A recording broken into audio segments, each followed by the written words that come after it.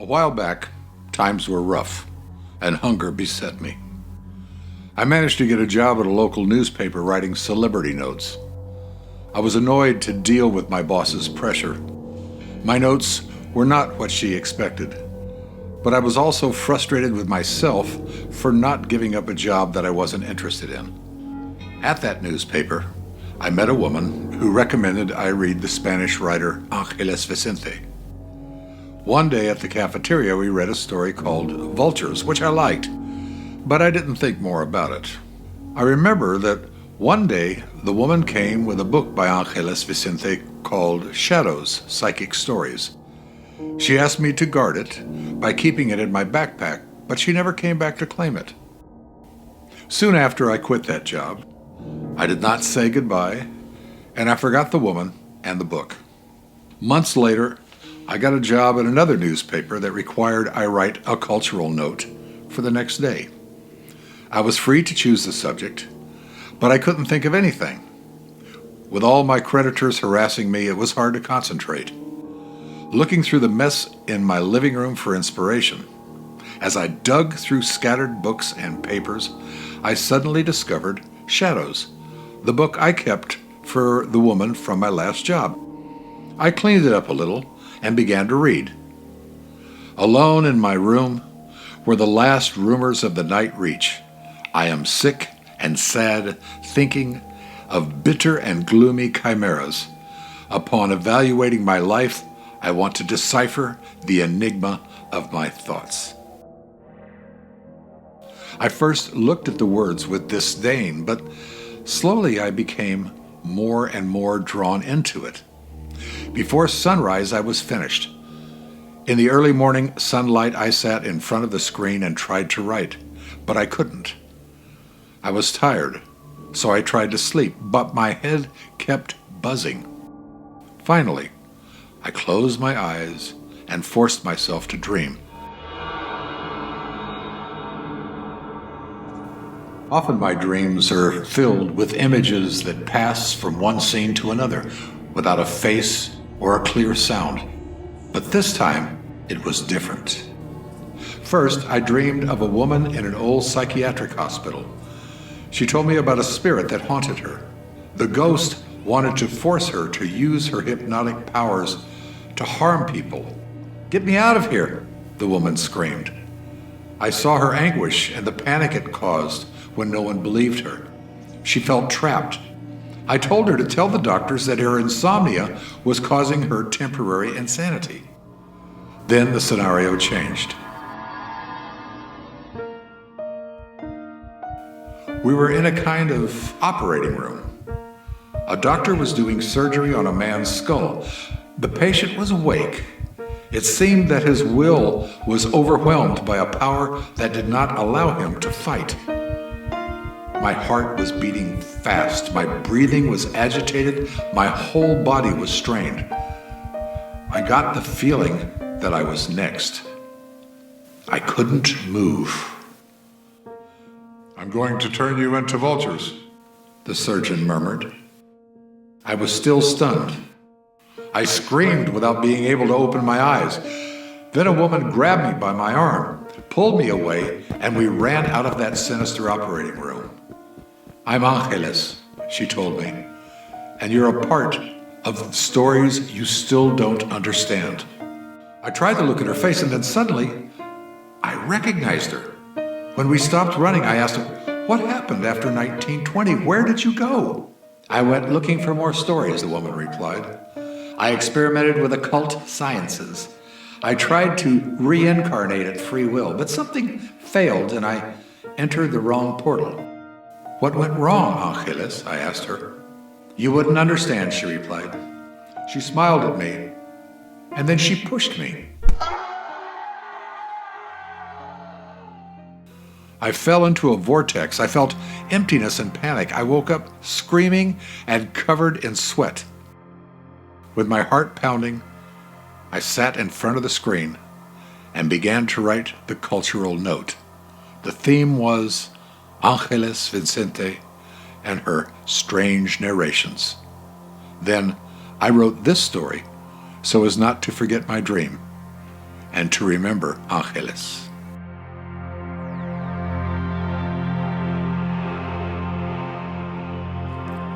Welcome, dear listeners of Tres Cuentos, the bilingual podcast dedicated to Latin America's literary, historical, and traditional narratives. I am Carolina Quiroga Stoltz, and today we have a special program dedicated to a female science fiction writer, the Spanish author, Angeles Vicente. The story that served as an introduction to today's author was written by Leo Quirón and translated by Don Heimel and myself. On my quest to find the stories for next season, I read several books, and as of today, I cannot remember which one led me to Ángeles Vicente, a woman who in the early 1900s was writing science fiction.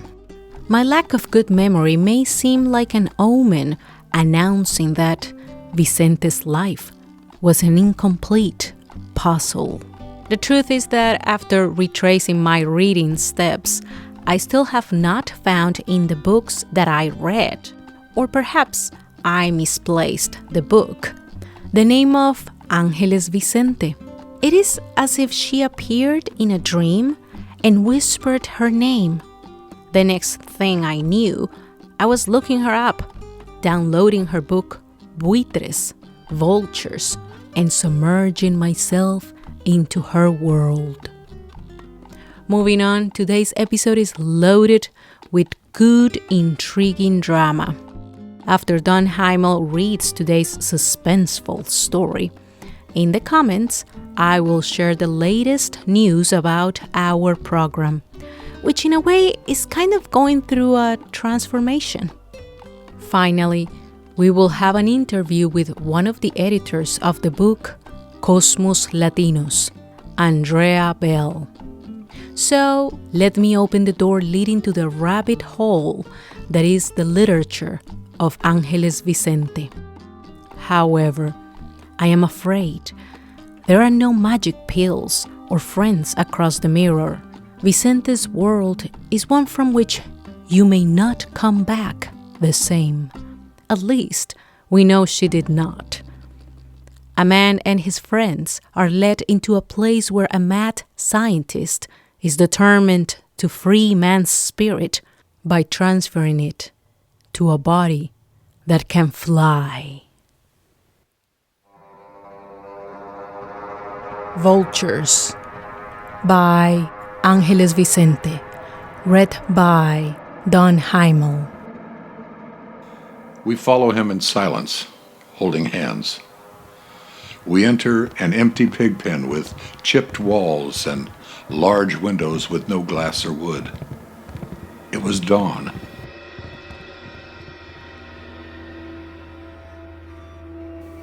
Once inside, the doctor, who was guiding us, turned to us. "I understand," he told us, "that this pilgrimage through the dream terrifies you. There is something extraordinary, frightening in the power to scrutinize everything that men think, good and evil, and in the ability to foresee what they will concoct tomorrow in defense of their ideas or their concerns." "And where are we?" I asked uneasily. "I will explain it. But you are shivering. Are you cold? Are you afraid?" Indeed, we were shivering, our teeth were chattering, and there was fear on my companions' faces. It was the same restlessness that I felt. "Where are we?" I insisted. "Soon you will know. But above all, I want to prove to you that I am superior to other men. I want to teach you what you are and what you should be. With my discovery, we will be able to see through the walls. We will penetrate the impenetrable. Due to the law of transformations and evolutions, I can do what I want with matter, because I have discovered the higher force that governs everything. There is nothing I no longer ignore about myself. For a moment, I thought the doctor was crazy. My companions kept quiet and looked at each other in amazement. A superstitious fear took hold of us, seeing ourselves alone with that extravagant man in that house far from the village, frequented only by countless vultures coming and growing through the windows.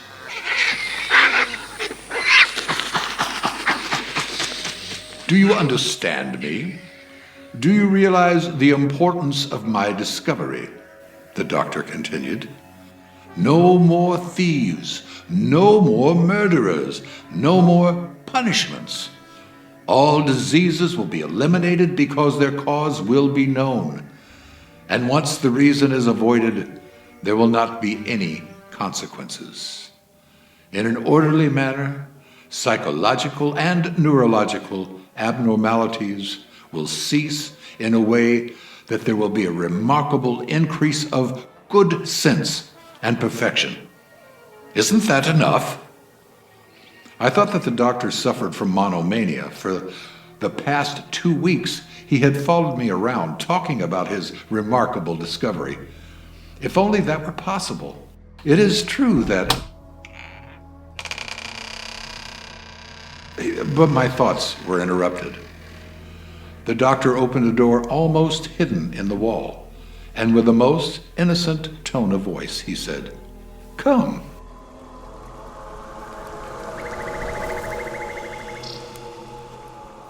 We obeyed and found ourselves in a bleak and humid passageway. Weird and foul-smelling animals dozed in cages stacked against the walls. The unpleasant jungle smell forced us to contort our faces with disgust. The doctor opened another door. There he introduced us to a laboratory filled with strange devices and instruments. Along the walls and aligned in perfect order, numerous glass jars containing purplish, yellowish, and white fetuses of all shapes and dimensions were preserved in alcohol. "Now hear me," the doctor said, and closed the door with a smile of satisfaction. Man's brain is the biggest and most terrible source of humanity's infection. In contrast to the brain's system, the beast's brain offers an advantage. While the beast's brain thinks, it does not translate its thoughts into philosophical acts, whereas man needs to transform his active energy into an expansive force. Do you understand? The doctor stared at me with his gray metallic eyes, as if he wanted to decipher what I thought of him, of his discovery, of his house, of his creatures, of his aborted fetuses, and of his ideas. He seemed to pity and despise us at the same time. His words amazed me. Suddenly he asked, "What are you thinking?" I replied, "Nothing." "You can speak freely," he said. "But I do not know. I'm stunned." I thought. He smiled. I understand that he was making fun of me, but I didn't care. My only desire was to put him in his place, to escape from the absorbing fascination of his diabolical dominion. My classmates kept quiet and watched. The doctor continued. "Do you see those jars? In them I keep the product of my experiments, the proof that man's brain is a terrible source of infection, that from it has come all the miseries of the world, all evils, all tyrannies, all human inequities. In believing the most absurd things, man has infected everything, raged madness, attributed all power to himself, and assumed there could be no equal to his greatness. And in his fastidious life of obeying and lowering his head to see nothing but the ground, he never thought to understand his surroundings. You are nothing to me, like the first piece of junk I find at hand. I can use you at my will. Yes, you are all the same, with the same flaws and the same virtues. Oh God, free us from the virtues of men. The doctor was silent for a moment. However, he warned us, who can deny an exception? Maybe your brain is different. Let me satisfy a curiosity. I need your brain. Yours. It could be the one. Frightened, I took a step back. Without saying a word, my classmates looked at each other. Do not be afraid. It will take just a moment. You will not suffer, and you will immediately recover your present being and state. Come here, he said. Get in this bed. Oh, so brave. Fear not. You submit voluntarily, don't you? I cannot explain, but against my will, I obeyed that scientific executioner. He continued to look at me and grabbed my head in his hands. Do not be afraid. Suddenly, I felt a quick blow. Then he opened my skull with a scalpel. I did not feel pain. I could hear his voice and feel his hands. Finally, I sensed something cold, and the blood was ice in my veins. Then I saw the doctor leaning and eagerly examining my brain. His face contorted in anger. All the same, he shouted, all the same junk. It's a curse. I tried to sit up, but it was impossible. What are you doing? Stupid cretin. He roared at my attempt. I remained still. Then he gently removed my eyes and severed my nerves. I was in darkness. A cold sweat bathed my entire body. I felt a lump in my throat. I could not explain how I could still think and why I was a passive toy to this man. The doctor gently stroked me and wiped my sweat. Then he left me alone and repeated the same operation with my companions. No one objected or even said a word. Suddenly, we were transformed. We were no longer men. We were vultures.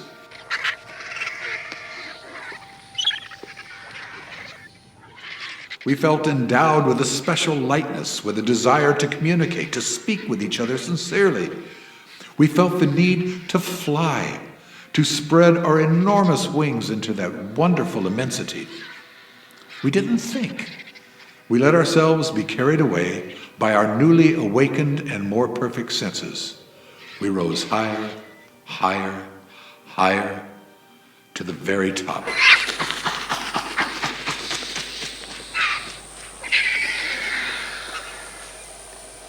What happiness we felt, breathing that air of freedom and piercing the heavy layer of lead pressing in our heads. Aloft, our carcasses appeared even more miserable, abandoned in that disgusting room. Finally, we spread our black pointed wings, and it seemed that an inner voice was shouting at us. Go for it. Go ahead. Yes, always forward. Do not look back. Do not look down. Forward.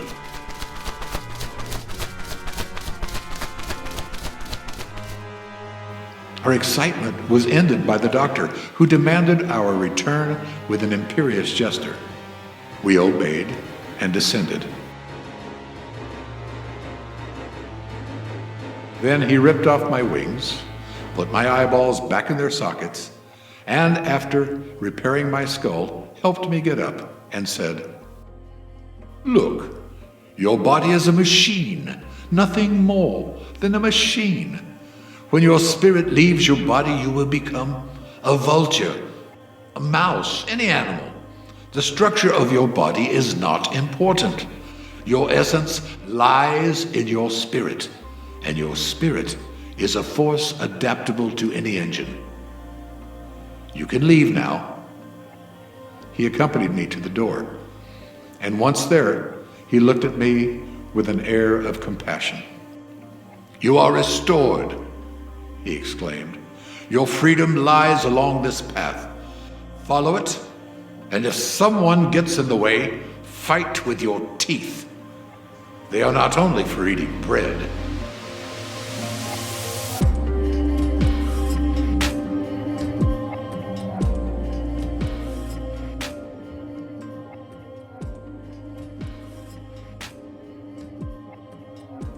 Very well, let's come back to the safety of our homes or workplaces, from where you are listening to Tres Cuentos.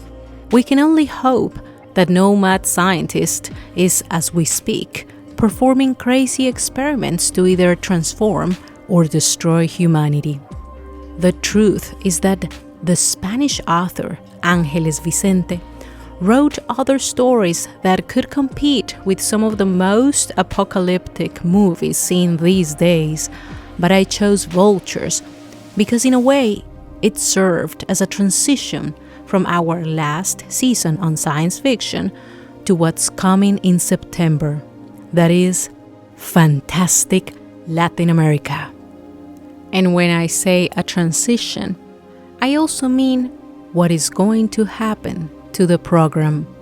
But before I reveal any more details, allow me to dedicate a couple of minutes to Ángeles Vicente's biography.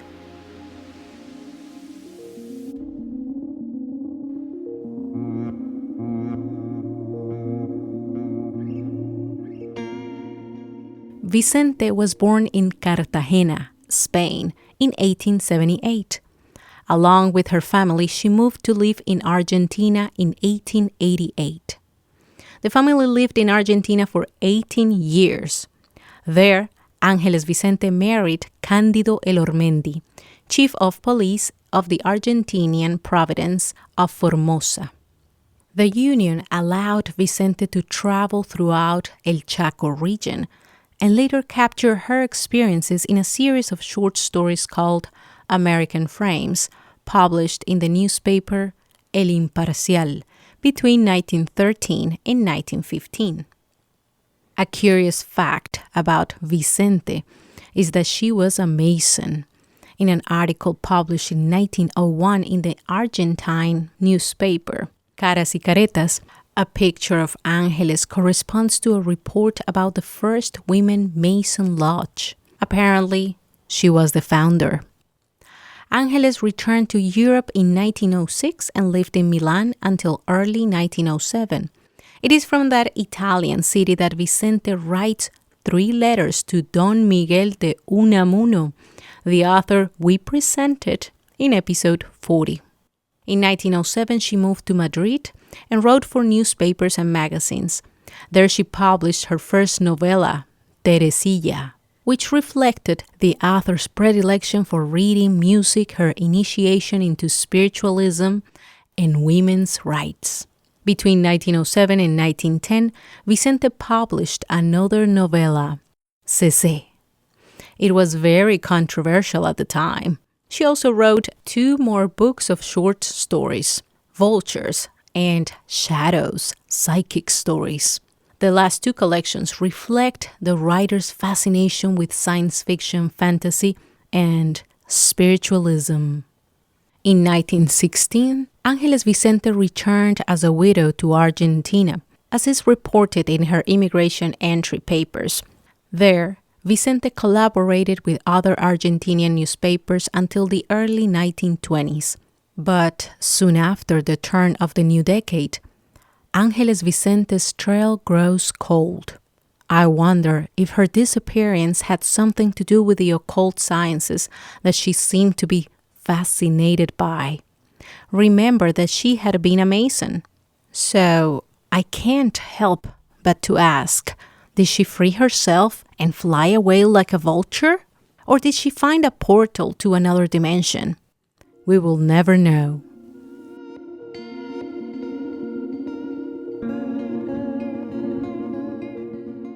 Well, it is time to reveal how this program will change.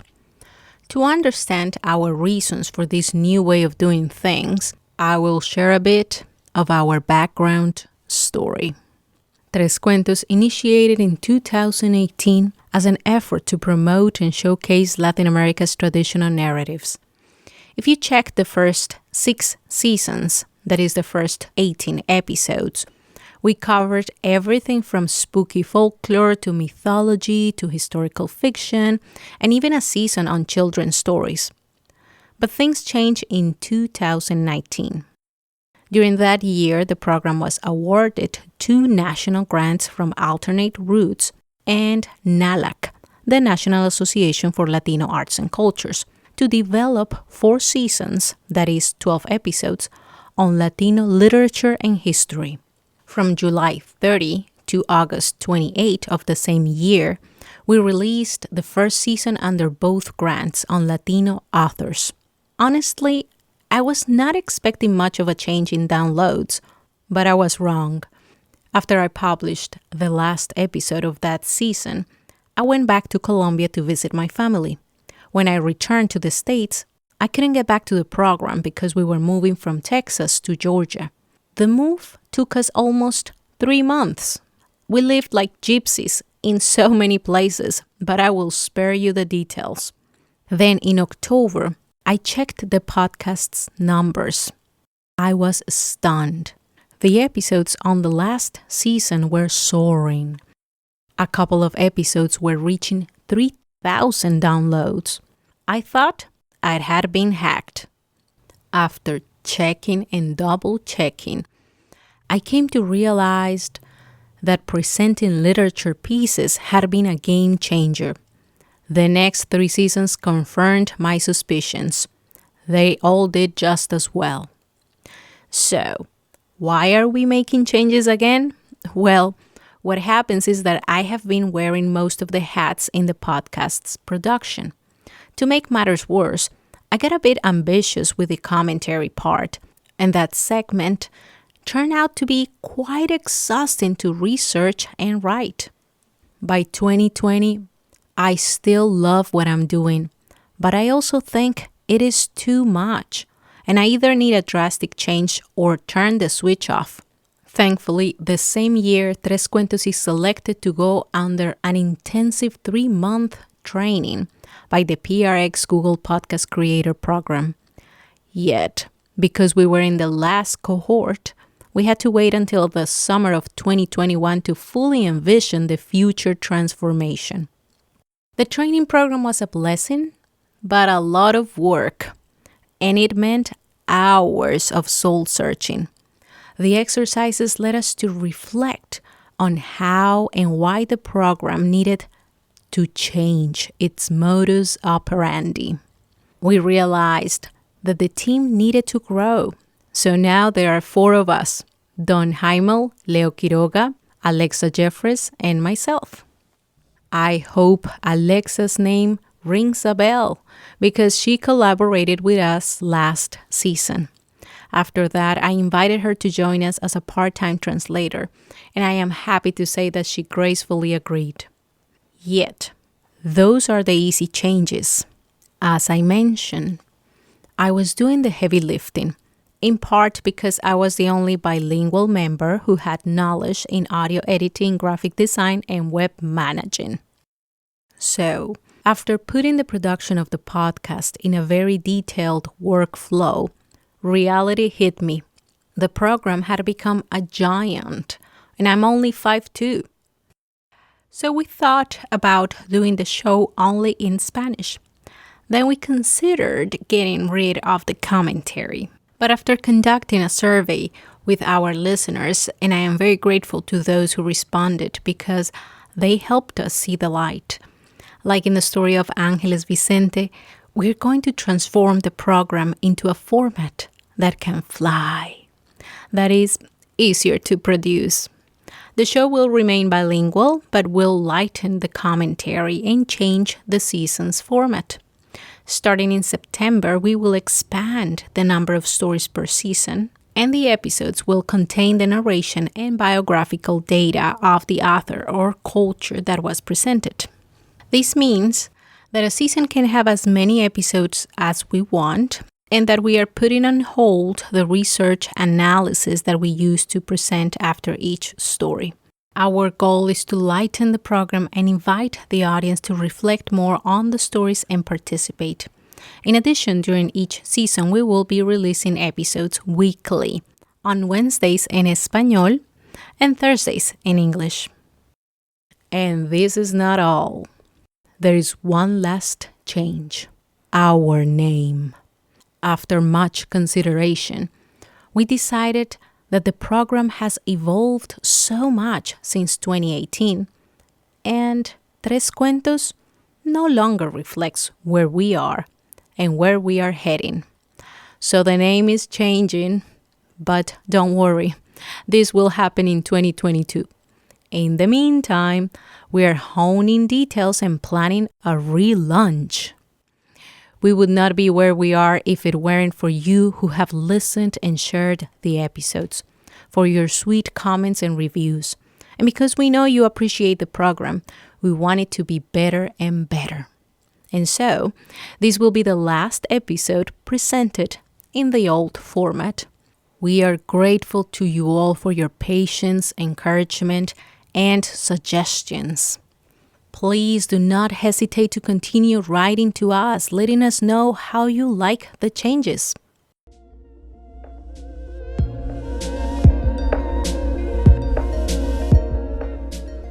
So, with no further ado, I am very glad to present an interview done back in May with Dr. Andrea Bell, co-editor of the book Cosmos Latinos, an anthology of science fiction from Latin America and Spain, published by Wesleyan University Press. Andrea Bell is a professor of Spanish and Latin American Studies in Hemline University's College of Liberal Arts. She enjoys teaching at all levels, from beginning Spanish to advanced courses on literature and popular culture. Her research on Spanish language science fiction keeps her active at professional meetings, on editorial boards, and as a literary critic and translator. She and a colleague have published 2 volumes of science fiction from Latin America and Spain in English translation.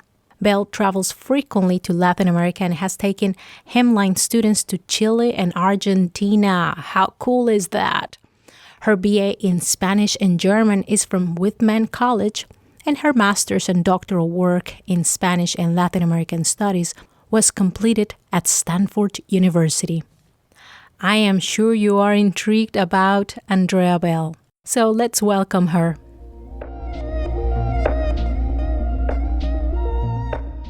So my first question is, how did you arrive to Latin American literature and specifically science fiction and fantasy?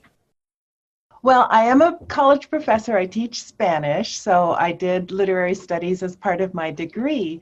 But when I started my career, I was thinking, I like to read across a whole range of genres. As long as it's a good story, well told, I'm happy. And I like science fiction among many other types of fiction, but I didn't know if there was anything in Spanish. And I was curious. I really was starting out from a position of ignorance. And I was fortunate that my university supported me for an exploratory trip. So I land in Buenos Aires. This is back in the 90s. And Buenos Aires I associate with such a rich literary and artistic cultural tradition. And I really didn't have any contacts there among the science fiction community, so I just started prowling bookstores.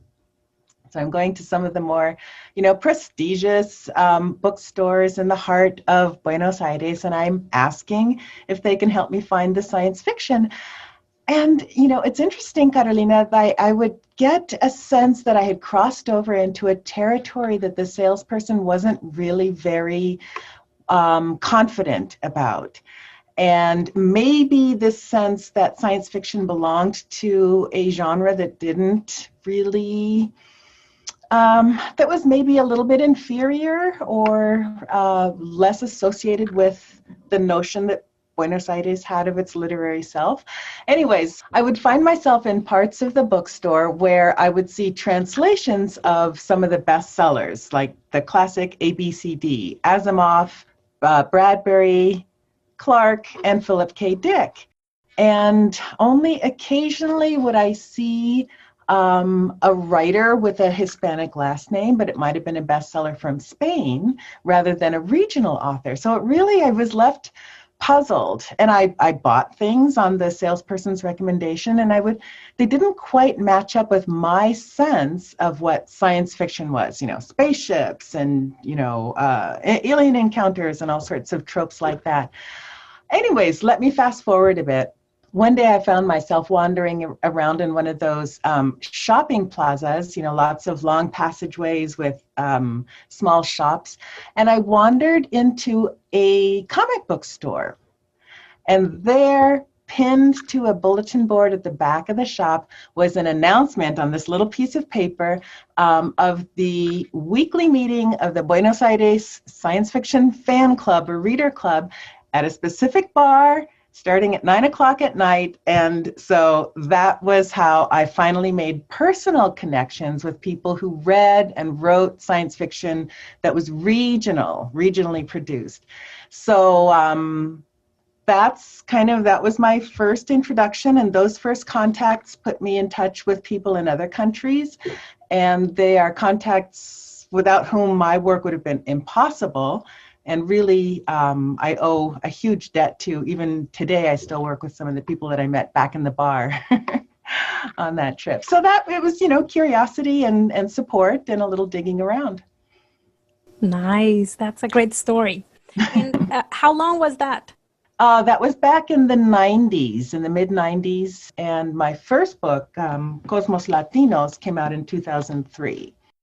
So Cosmos Latinos, have to give a shout out to Yolanda Molina Gavilan. This was our first collaboration together. We've published a couple other works together. We had reached a point where we knew we wanted to publish an anthology. We had assembled, done a ton of reading for quite a while, and had made our selection and had to figure out how to organize it. What kind of a book was this going to be?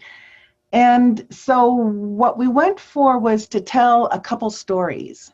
One was going to be a story of Latin American writers' engagement with the genre. So from the first early stages where there was more experimentation and not really a sense of working to develop a new genre.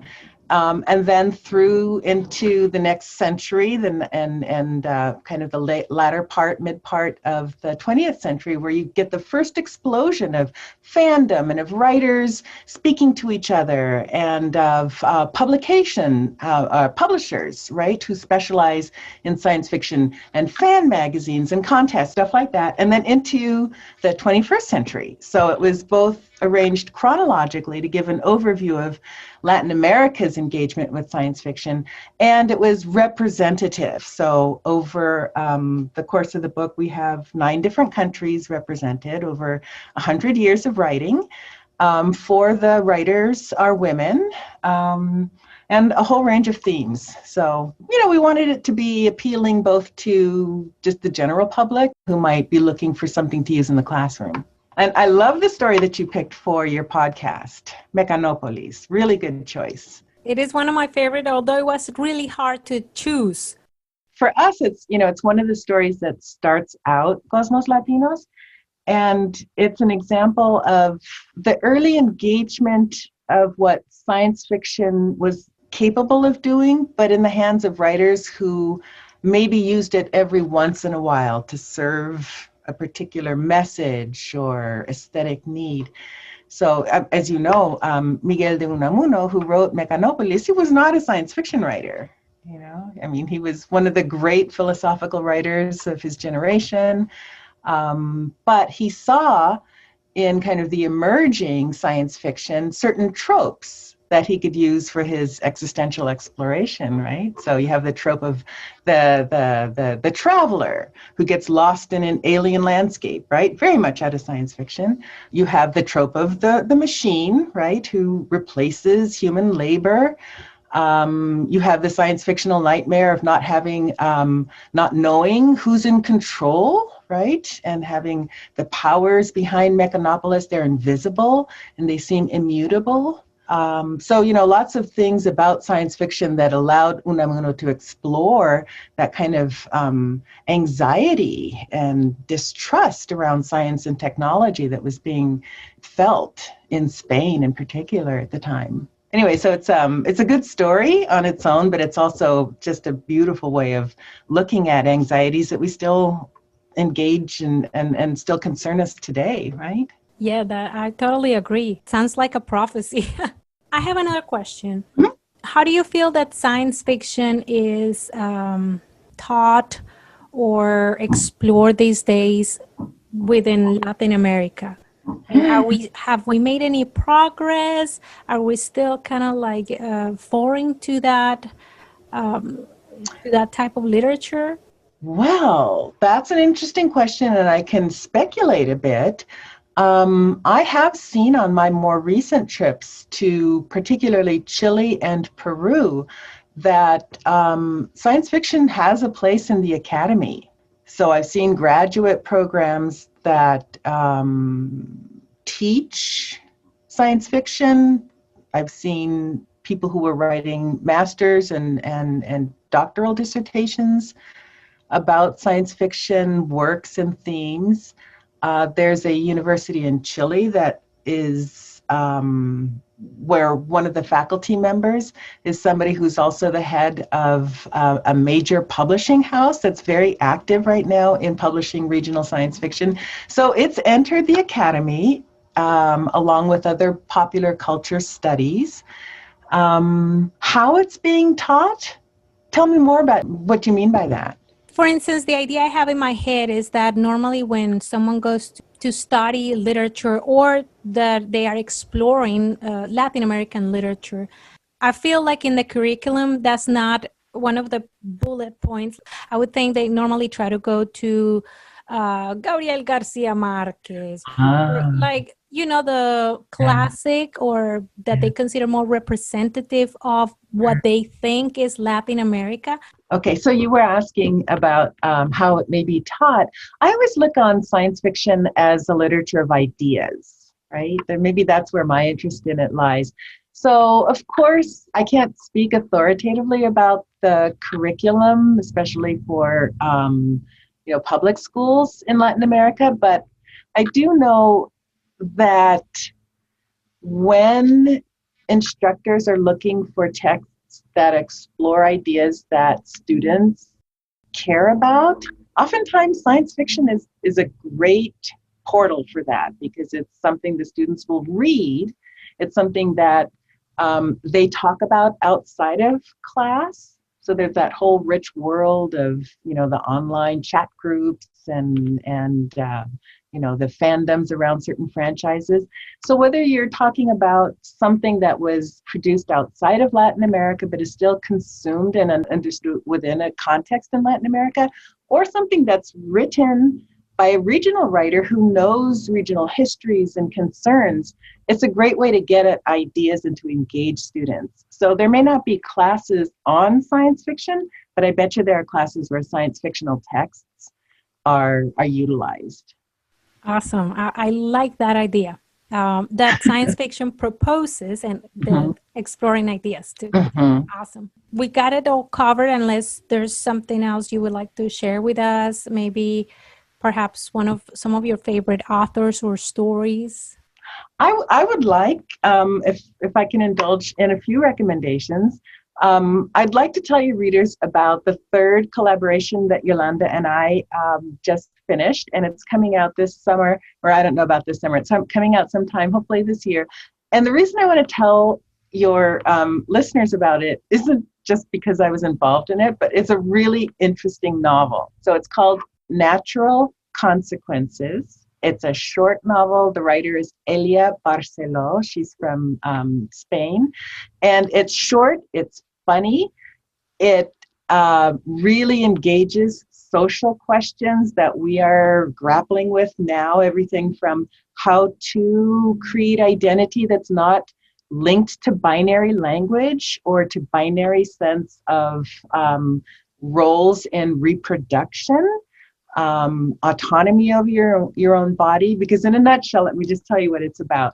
So there's a alien cargo ship that's in distress, and it docks on a Terran space station for help. And one of the human crew members is this male who's very full of himself, and he decides he's going to be the first one to have sex with an alien. And they do, and it's kind of shocking, but it's consensual. And through deceptions and miscommunications, the swaggering male, Nico, gets pregnant.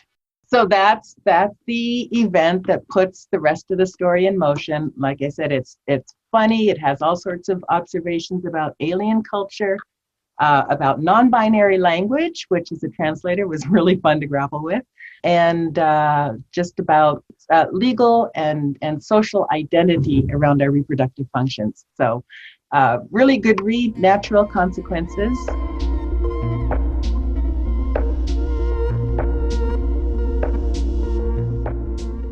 Very well, it is time to wrap up the program. We will be back in a month, kicking off Hispanic Heritage Month with a 2-month season on fantastic Latin America. Until the next cuento. Adiós, adiós.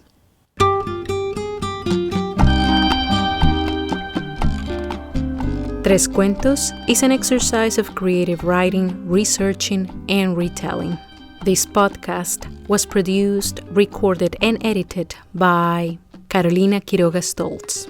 Proof listening and proofreading by my good friend Don Heimel. Remember to follow Tres Cuentos on Facebook and Instagram as Tres Cuentos Podcast, or you can visit our website www.trescuentos.com. The music and sound effects were downloaded from the YouTube audio library and freesound.org. The list of credits per song and the sources of this story can be found in the transcript, that is, in our website. Thanks for listening. Adiós, adiós.